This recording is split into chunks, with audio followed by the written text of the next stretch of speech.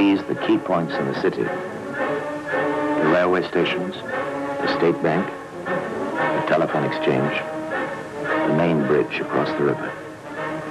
The revolution had begun.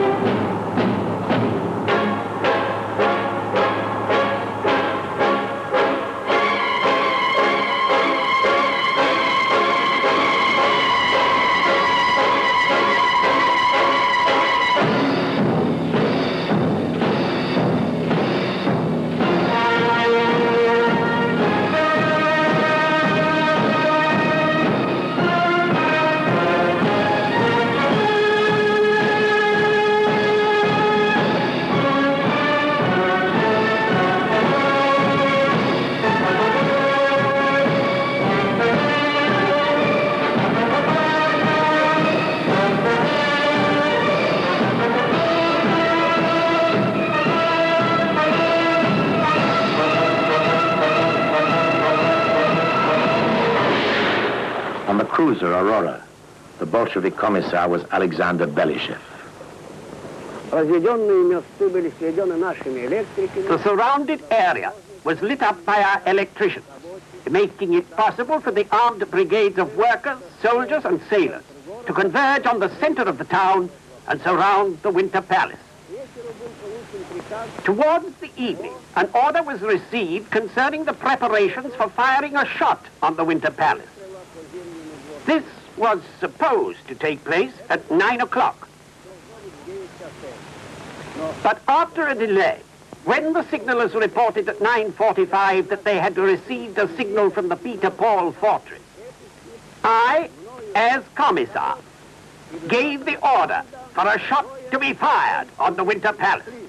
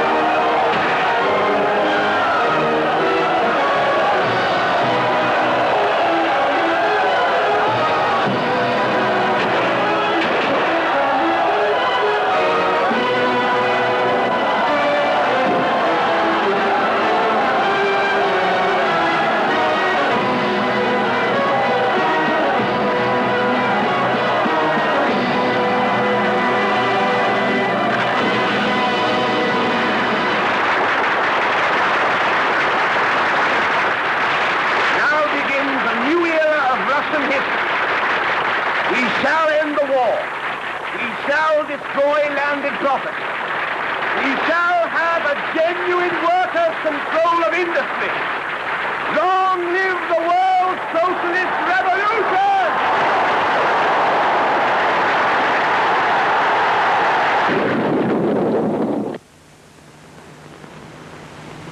Next morning, crowds gathered in front of the Winter Palace and wondered. Within 8 months, first Tsarism and now liberal democracy had been destroyed. Only Kerensky had escaped before the palace fell. The Tsar and his family were soon murdered by the Bolsheviks, and the dictatorship of the proletariat, led by Lenin, now ruled the country. In only 10 days, the revolution had transformed Russia and shaken the world.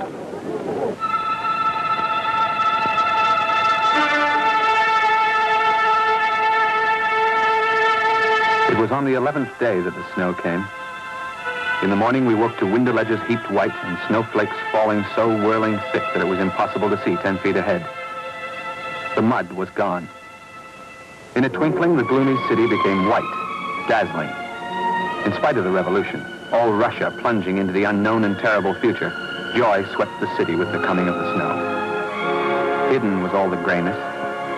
Only the gold and colored spires and cupolas with heightened barbaric splendor gleamed through the white snow. Even the sun came out, pale and watery at noon. The colds and rheumatism of the rainy months vanished. The life of the city grew gay, and the very revolution ran swifter.